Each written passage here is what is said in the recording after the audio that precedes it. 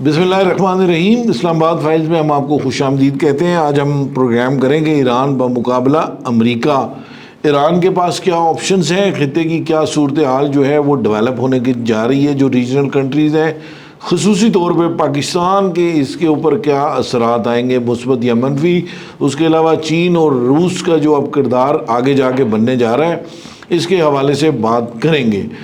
تو سب سے پہلے میں بات کروں گا بھٹی صاحب سے. بھٹی صاحب, کیا اسٹریٹجی نظر آ رہی ہے آپ کو اب ایران کی, جو امریکہ کے خلاف وہ اڈاپٹ کرنے جا رہے ہیں؟ اسٹیٹمنٹس تو مختلف آ چکی ہیں ان کی پولیٹیکل اور ملٹری لیڈرشپ کی جانب سے. دیکھیں, پہلا تو انہوں نے ایکسرسائز کر دی ہے کہ تیل کی ترسیل بند کر دی ہے, اور یہ تیل کی ترسیل کتنی ضروری ہے کہ کل امریکیوں کو کال کرنی پڑی ہے چائنا کو, اور چائنا کو انہوں نے کہا کہ آپ اپنا رول پلے کریں, کہ انہیں کہیں کہ ہرموز جو ہے ایران کو کہیں بند نہ کرے. یہ ابھی پہلا اقدام ہے. پھر دوسرا اقدام کیا ہو سکتا ہے؟ آپشنز کی بات ہو رہی کہ جی ایران کے پاس کیا آپشن ہے. دیکھیے, یہ ایک لمبی جنگ چلے گی. اب جو صورتحال نظر آ رہی ہے یہ یہاں پہ ختم نہیں ہونے جا رہی, کیونکہ کل انہوں نے مسترد کر دیا جو امریکہ کی طرف سے پیشکش آئی تھی کہ ہم بات چیت کے لیے بھی تیار ہیں. مارکو روبیو نے بڑا واضح اسٹیٹمنٹ دیا تھا کہ جنگ ہماری کوئی نہیں ہے ایران کے ساتھ, اور جو ہم نے کرنا تھا وہ کر لیا ہے. اس کے بعد ایران کے ساتھ جو ہے مل کے کام کیا جا سکتا ہے, ان سے مذاکرات بھی ہو سکتے ہیں اور ان کو معاہدے کی طرف آنا چاہیے. مگر انہوں نے امریکیوں کے ساتھ بات چیت سے انکار کر دیا ہے ایران نے. اس وقت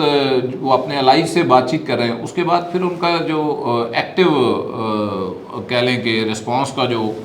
کائنیٹک رسپانس جسے کہتے ہیں وہ آنا شروع ہوگا. امریکیوں کی یہاں پہ جو اثاثہ جات ہیں وہ آپ کو پتہ ہی, مجموعی طور پہ 19 کے قریب ان کے پاس مختلف ٹھکانے بیسز مشرق وسطیٰ سے لے کر 9 کے قریب مشرق وسطیٰ میں, اور باقی جو ہے وہ بھی مشرق وسطیٰ ہی بنتا ہے, ایشیا بنتا ہے کہہ لیں. تو کہاں کہاں وہ رسپونڈ کرتے ہیں. اب اس میں سوال یہ پیدا ہوتا ہے کہ جہاں پہ ایران رسپونڈ کرتا ہے جو اسلامی ممالک کے اندر ہیں, جیسے قطر میں ہے ان کا, یو اے ای میں ہے, سعودی عرب میں ہے, ویسے شام والی تو وہ خالی کر چکے ہوئے ہیں. اسی طرح ایک آدھ اور انہوں نے خالی کی, بحرین غالباً, تو بحرین انٹیکٹ ہے. تو ایک اور خالی کی, الحدید خالی کی ہے, یا کوئی ایک ایئر بیس اور انہوں نے خالی کی ہے. تو یہ جو ساری صورتحال ہے یہ بالآخر اسی طرف جائے گی کہ اس ریجن کے اندر, اور پھر گوام جو ہے وہ ایک ٹیکٹس اور بھی ہو سکتی ہے, جس کے لیے کل الرٹ جاری کیا گیا. خود امریکہ کے اندر جو ہوم لینڈ سیکیورٹی ہے ان کی, انہوں نے جاری کیا ہے کہ امریکہ کے اندر بھی کارروائیاں ہو سکتی ہیں, اور ممکن ہے نہ ہو. پھر انہوں نے اپنے جتنے شہری ہیں ان کو جو سفری ایڈوائزری جاری کی ہے کہ وہ اس طرف جو ہے 4 مشرق وسطیٰ کے ممالک ہیں, یو اے ای, قطر, اردن اور انڈیا کے حوالے سے بھی انہوں نے جاری کی ہے کہ ان علاقوں کے اندر جو ہے سفر نہ کریں امریکی شہری. تو کافی میجر لینی پڑے گی امریکہ کو رسپانس سے بچنے کے لیے. رسپانس کا لیول کیا ہوگا یہ اس وقت پریڈکٹ کرنا خاصا مشکل ہے. ایک آپشن جو تھا کہ ایران رسپونڈ نہ کرے امریکہ پہ, صرف اسرائیل پہ کرتا جائے, جو کل تک زیر بحث تھا, آج وہ رول آؤٹ ہو گیا. ان کے جو آرمی چیف ہیں نئے, انہوں نے بھی اناؤنس کر دیا کہ ہم امریکہ کو رسپونڈ کریں گے. جو ملٹری کی طرف سے ان کے ترجمان ہیں انہوں نے بھی کہہ دیا کہ ہم میسو اور پاورفل رسپانس دیں گے اس کے اوپر. سو لیٹس سی کہ ان کے پاس جو آپشنز اویلیبل ہیں, کائنیٹک آپریشنز کے ہیں, کوورٹ آپریشنز کے ہیں, جو تجارتی ہے وہ تو انہوں نے ابھی ڈپلومیٹک ذرائع کو چھوڑ کے, مطلب جو چینل تھا اس کو انہوں نے چھوڑ دیا ہے, اور اس کے اوپر وہ آ چکے ہوئے ہیں. تو میرا خیال ہے کہ اتنی جلدی نہیں ہے ایران کو آپشنز, جیسا کہ ان کا کہنا ہے کہ جنگ آپ نے شروع کی ہے, ختم ہم کریں گے. تو ان کے پاس ٹائم ہے, اس ٹائم سپین کے اندر وہ کیا کرتے ہیں, کہاں کہاں سے ہٹ کرتے ہیں, یہ ان کی ملٹری اسٹریٹجی ہے. اور ملٹری اسٹریٹجی اتنی جلدی لیک آؤٹ نہیں ہوتی, آپ کو پتہ ہے. اس کے اوپر صرف آپ مختلف آپشنز ڈسکس کر سکتے ہیں. ایکوریٹلی وہ کس چیز کو ہٹ کریں گے یہ ایک بڑی بیٹ ہے جو اس وقت جس کے اوپر بات کرنا خاصا مشکل ہے. فیصل, چائنا اور رشیا کا جو اس میں رول ہوگا, سنس ہم سب کو معلوم ہے کہ $400 ارب کے مختلف ایگریمنٹس ہیں چائنا کے ایران کے اندر, اور پھر دوسرا جو ایک جو روٹ ہے جس کو وہ ساؤتھ ایسٹ کے ساؤتھ ویسٹ روٹ کہتے ہیں, جو ٹریڈ روٹ جو رشیا, ممبئی اور ادھر سے ہوتا ہوا آگے اس نے جانا ہے, اس کے اندر پاکستان کو بھی دعوت دی گئی تھی رشیا کی جانب سے کہ اس کا پارٹ اینڈ پارسل بنے. تو آپ کو کیا لگ رہا ہے کہ یہ جو دو اب بڑی طاقتیں ہیں خصوصی طور پہ چین اور روس، یہ اب ایران کو کس طرف مائل کرنے کی کوشش کریں گی اپنا انفلوئنس استعمال کرتے ہوئے، یا یہ اس میں اب کوئی ایسا رول ادا کر سکے گی جو کہ ڈیفائننگ یا کوئی فائنلٹی رکھتا ہو؟ دیکھیں، بسم اللہ الرحمن الرحیم، عمران صاحب بڑی کرٹیکل صورتحال ہے. جیسے بٹی صاحب نے الیبوریٹ کیا اسٹریٹ آف ہارموز کے حوالے سے، چین کی وزارت خارجہ نے بھی کل ایک بیان جاری کیا تھا جس میں مبہم انداز میں ایران کو یہ پیغام دیا تھا کہ آپ اسٹریٹ آف ہارموز جو ہے اس کو بند نہ کریں. اصل میں صورتحال یہ ہے کہ اگر اسٹریٹ آف ہارموز بند ہوتی ہے تو ایک واحد روٹ ہے جہاں سے دنیا کا 20% جو ہے وہ خام تیل مختلف علاقوں کو جاتا ہے. اس سے سب سے زیادہ متاثر ہونے والا جو ملک ہے وہ ایک تو چین ہوگا، پورا ایشیا ہوگا، اور اس کے ساتھ ساتھ یورپ کے ممالک ہوں گے. اب امریکہ پہ اگر جو پریشر ہے وہ بنیادی طور پہ یورپین یونین اور یورپین ممالک کا ہے، کیونکہ اس سے پہلے یوکرین کی جو جنگ ہوئی تھی اس میں بھی سب سے زیادہ متاثرہ جو خطہ تھا وہ یورپین یونین تھا، کیونکہ اس کے بہت سارے ممالک کو گیس اور تیل کی ترسیل جو ہے وہ بند ہو گئی تھی، اسٹریم گیس پائپ لائن جو کہ رشیا سے آتی تھی. اس کے بعد اگر یہ مڈل ایسٹ کا یہ سارا سینیریو ہوتا ہے اور اسٹریٹ آف ہارموز بند ہوتا ہے، کل ایک واقعہ ہوا جس میں بڑے عرصے کے بعد جو ہے وہ ایران نے اپنا سائبر جو حملہ ہے اس کو سائبر جو ٹیکنالوجی اس کو ایکٹیویٹ کیا، جس میں انہوں نے مختلف جی پی ایس جیمنگ کی، اور جس جیمنگ کی وجہ سے یہ اطلاعات ہیں کہ کچھ آئل ٹینکرز جو ہیں وہ ان کو حادثات پیش آئے ہیں، خاص طور پہ اسٹریٹ آف ہارموز کے اندر. ایک چیز. دوسری چیز یہ ہے کہ اگر ایکٹیو بلاکیج جو ہے جس کی ایرانی پارلیمنٹ نے اور ایران کی جو سپریم نیشنل کونسل ہے دونوں نے منظوری دے دی ہے، اب اگر اس کو یہ ایکٹیولی بلاک کرتے ہیں، ایکٹیولی بلاک کرنے کا بنیادی طور پہ 25 کلومیٹر کا ایک گھاٹی ہے اسٹریٹ آف ہارموز میں جہاں سے جہاز گزرتے ہیں، اور اس میں سے 10 کلومیٹر کا علاقہ وہ ہے جو ایکٹیو چینل ہے. اب اگر وہ بلاک ہوتا ہے، وہ بلاک اس کو اب سب میرینز کے تھرو اور باقی چیزوں کے تھرو اگر وہاں پہ ایک دو جہازوں کو ڈبو دیا جاتا ہے تو وہ ایریا بلاک ہو جائے گا. بلاک ہونے کی صورت کے اندر یہ ہوگا کہ امریکن جو نیفسنٹ ہیڈ کوارٹر ہے جو 5th فلیٹ کا بحرین کے اندر، اس کے لیے مشکلات پیدا ہو جائیں گی. اور جو اس وقت وہاں پہ کیریئر سٹرائک گروپس موجود ہیں جس میں U S S Karl Vincent ہے، یو ایس ایس نمٹس ہے، اور اس کے ساتھ پورا ایک سٹرائک گروپ ہے جس میں سب میرینز بھی موجود ہے، اور انہوں نے اٹیک کیا ہوا ہے اصفہان کے اوپر کروز میزل سے. تو اس کا مطلب یہ ہے کہ ایران جو ہے وہ پہلی کوشش تو یہ کرے گا کہ جو امریکی اثاثے ہیں ان کو ڈیمیج کرے. اگر ایک بھی ایئر کرافٹ کیریئر جو ہے وہ ڈوب جاتا ہے یا کوئی اس کے لیے مشکلات پیدا ہوتی ہیں تو امریکہ کے لیے بہت بڑی سیٹ بیک ہوگی. پھر 40,000 سے 50,000 ٹروپس جو ہیں وہ 19 بیسز جو بھٹی صاحب نے ذکر کیا ان پہ موجود ہیں، اور اس وقت سب سے ایکٹیو بیس جو ہے وہ پرنس سلطان ایئر بیس ہے سعودی عرب کا، جہاں پہ اس وقت جو ہے اطلاعات کے مطابق جو ہے وہ کم از کم 150 طیارہ جو ہے وہ امریکہ کا موجود ہے، اور قطر کے ایئر بیس سے بھی وہ فلائی کر کے یہاں پہ آ چکے ہیں. شاید یہ انٹینشن ہے کہ سعودی عرب اور ایران کے مابین ڈائریکٹ وار کا کوئی سینیریو کریٹ کیا جائے، کیونکہ یہ بہت خطرناک پریسیڈنٹ ہے، کیونکہ بنیادی طور پہ ایک رائیولری پہلے رہی ہے، چین کی مدد سے دونوں کا پیچ اپ ہوا تھا، اور وہاں پہ موجود جو طیارے ہیں وہ سارے کے سارے یا تو فائٹر جیٹس ہیں یا بمبار ہیں. B-52 وہاں موجود ہیں، وہاں پہ دیگر جو ہیں وہ B-1 لانسرز وہاں موجود ہیں. تو یہ خطرناک صورتحال ہے کہ اگر ایران ریٹیلیٹ کرتا ہے امریکی بیسس پہ تو یقینی طور پہ سعودی عرب کی سوورینٹی بھی ایٹ سٹیک آ جائے گی. ایسی صورتحال میں پاکستان کے لیے بھی مشکلات کریٹ ہو جائیں گی، کیونکہ پاکستان کا ایک ڈیفنس ایگریمنٹ بھی موجود ہے سعودی عرب کے ساتھ. اب دوسری جگہ پہ جو ہے وہ سینیریو یہ بن رہا ہے کہ باب المندب جو کہ ریڈ سی کے اوپر ایک بہت تنگ گھاٹی ہے جہاں پہ پہلے بھی ہوتی اٹیک کرتے رہے ہیں تجارتی جہازوں کے اوپر اور امریکی جہازوں کے اوپر بھی. اور یہ ہمیں نہیں بھولنا چاہیے کہ U S S Karl Vincent جو کیریئر اسٹرائک گروپ ہے وہ کافی 2-3 مہینے سے وہاں پہ اسٹیشنڈ ہے. تو ہوتیز نے بھی اعلان کیا ہے کہ اب امریکہ کیونکہ اس میں کود پڑا ہے تو وہ امریکی اثاثوں کو نشانہ بنائیں گے. اس کا مطلب ہے کہ باب المندب سے بھی ٹریفک جو ہے وہ رک جائے گی. پہلے بھی وہ جب ٹریفک رکی تھی تو ہارنز آف افریقہ یعنی کہ بالکل اینڈ پہ جا کے ساؤتھ افریقہ والی سائڈ سے اٹلانٹک اوشن سے ہو کے جو ہے وہ جہاز جا رہے تھے اور وہ نہر سوئز والا ایریا بند ہو گیا تھا. اب اس صورتحال میں اگر اسٹریٹ آف ہارمز بھی بند ہوتا ہے اور باب المندب بھی بند ہوتا ہے تو دوسری صورتحال میں تجارت مکمل طور پہ رک جائے گی اور پاکستان کے لیے بھی مشکلات کریٹ ہوں گی اور اس خطے کے سارے ممالک کے لیے مشکلات. اچھا اس میں بڑی صاحب آج ہمارا وہ نیشنل سیکیورٹی کمیٹی کا بھی اجلاس ہو رہا ہے اور اس میں بھی اس سارے معاملے کے اوپر بات ہوں گی. اس میں جو پاکستانی پرسپیکٹو کو کیسے دیکھتے ہیں ساری سچویشن کے اندر آپ؟ اچھا، وہ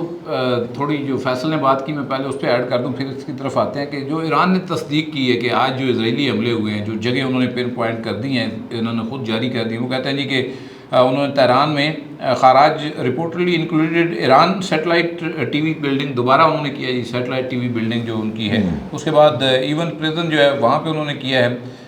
اس کا آؤٹر گیٹ ہوا ہے، ہاں جی، انرجی منسٹری کو بلڈنگ کو انہوں نے نشانہ بنایا ہے، شہید بہشتی یونیورسٹی کو نشانہ بنایا ہے، یونیورسٹی بھی نشانہ بنی ہے، پھر پولیس اینڈ باسیج ڈسٹرکٹ آفیسز جو ہے یہ نشانہ بنے ہیں، باسیج جو ہے نا یہ انٹرنل سیکیورٹی کے ہیں۔ یہاں پہ خبر یہ ہے، جو اسرائیل کا دعویٰ بھی ہے کہ ان کے پاس اس کی فوٹیج موجود ہے کہ وہاں پہ سینکڑوں جو RICG کے لوگ تھے وہاں پہ، IRGC کے، وہ وہاں پہ موجود تھے، یعنی کہ یہ ملٹری کے لوگ تھے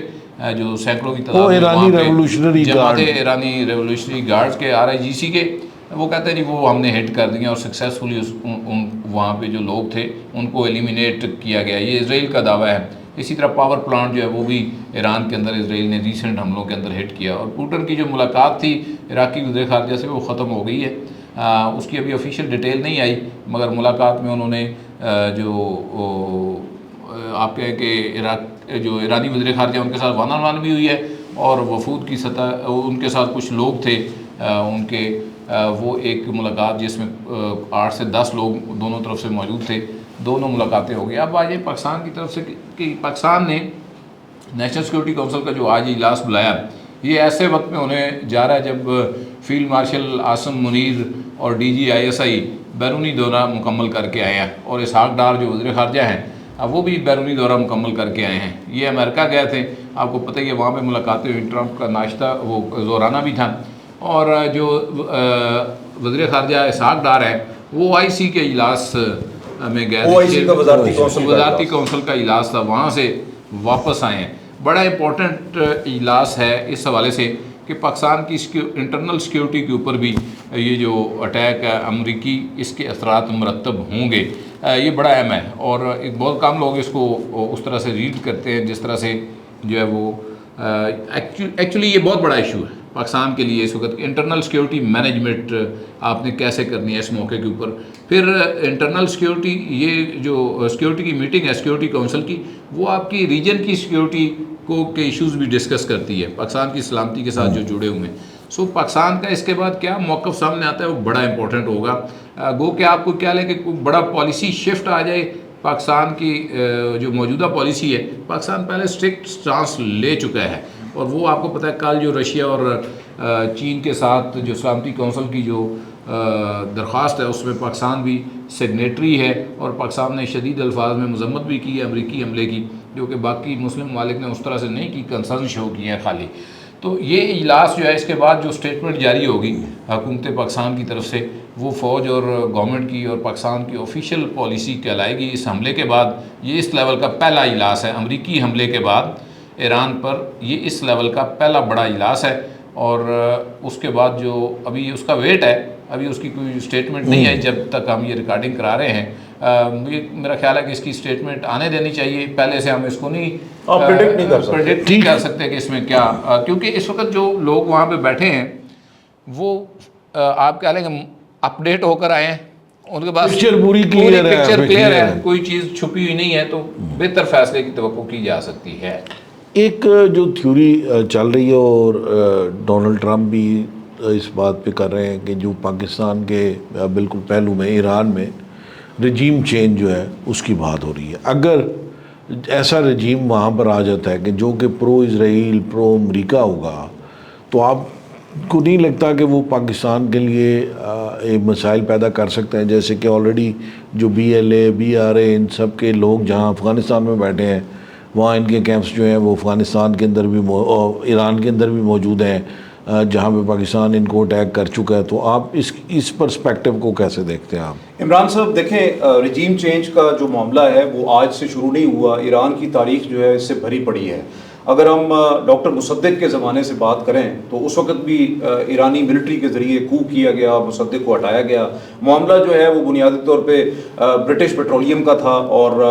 جب اس کے سٹیکس کو نیشنلائز کیا گیا تو وہاں سے جو ہے یہ ساری جنگ شروع ہوئی، اور مصدق کو جو ہے وہ لینے کے دینے پڑ گئے، اور وہ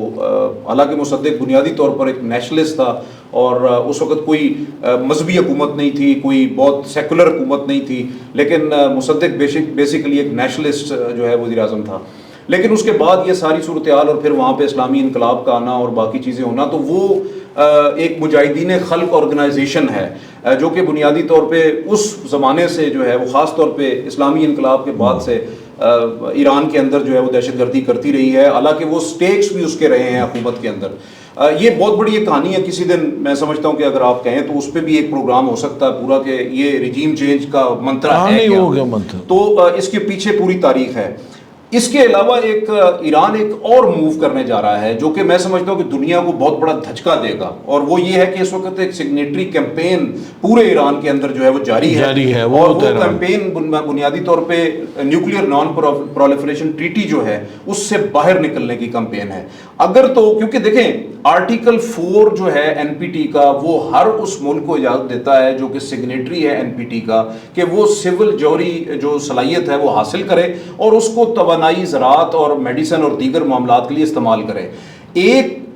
کہ ایران کے اوپر سگنیٹری ہونے کے باوجود اس چیز پہ قدغن لگائی گئی ہے، حالانکہ جی سی پی او اے جو کہ joint comprehensive plan of action تھا جو کہ 2015 میں طے ہوا، اور اس میں واضح تھا کہ ایران 3.65% جو ہے وہ یورینیم افزودہ کر سکتا ہے۔ اس سے ڈونلڈ ٹرمپ اپنے پچھلے عرصے میں 2018 میں نکل گئے، اور اس کے بعد جو مذاکرات ہو رہے ہیں وہ مذاکرات زیرو پہ ہو رہے ہیں کہ ایران بالکل اپنی صلاحیت ختم کر دے، حالانکہ یہ این پی ٹی کے خلاف ہے۔ اب اس سے باہر نکلنے کا ایک راستہ تلاش کر رہا ہے ایران، اور اگر وہ باہر نکلتا ہے تو اس کا کلیئر مطلب یہ ہے کہ ایران اب جو ہے وہ نیوکلیئر ویپن کی طرف جا رہا ہے۔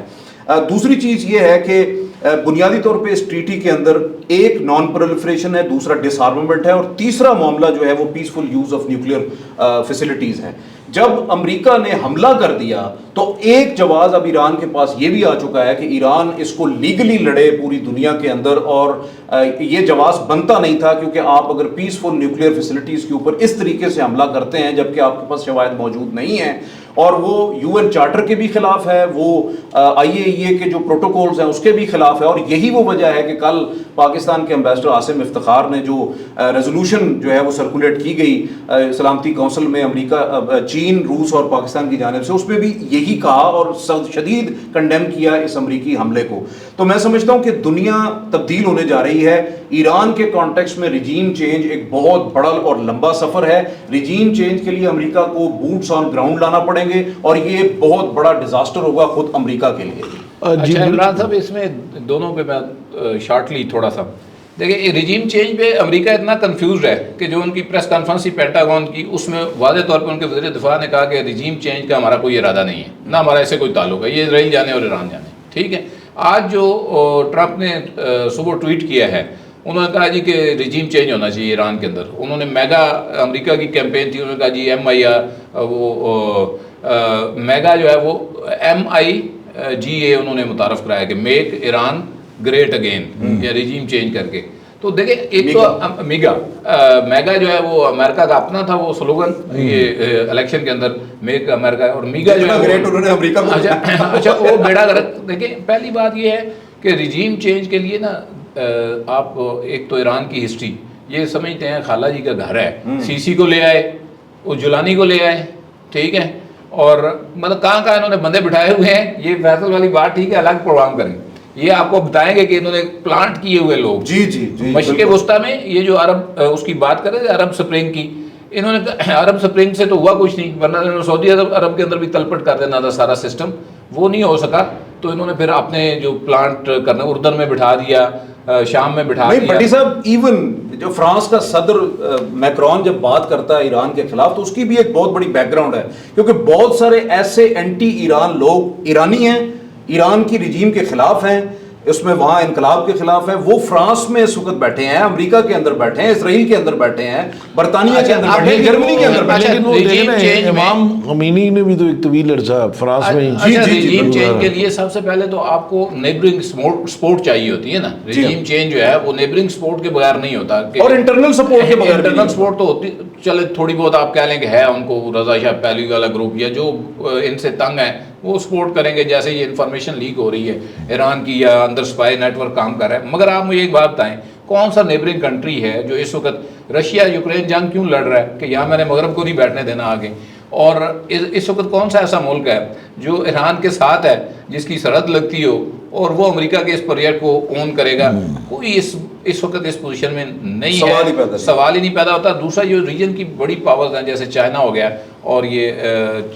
ایون پاکستان، ہمیں سوٹ نہیں کرتا وہاں پہ